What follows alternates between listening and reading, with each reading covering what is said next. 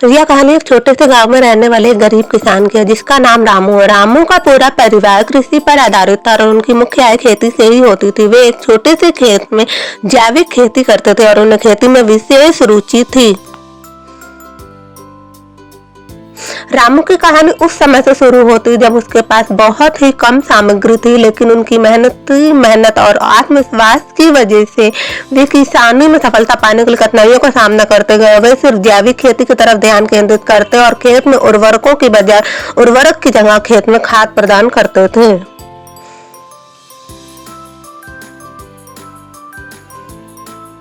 अपनी मेहनत और समर्पण से रामू की खेती धीरे धीरे फलने लगी। उनकी पैदावार बढ़ती गई और उनकी मुनाफा कमाने की क्षमता में भी वृद्धि हुई। वे अपने उत्पादों को स्थानीय बाजार में बेचते और उनकी आर्थिक स्थिति में सुधार होने लगा।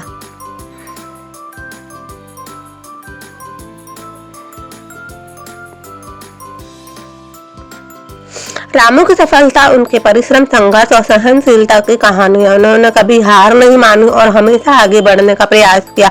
उनकी कहानी गांव के लोगों के लिए प्रेरणा स्रोत बनी और उन्होंने दिखाया कि छोटे सपने को हकीकत में बदलने का सबसे महत्वपूर्ण कदम है मेहनत और संघर्ष।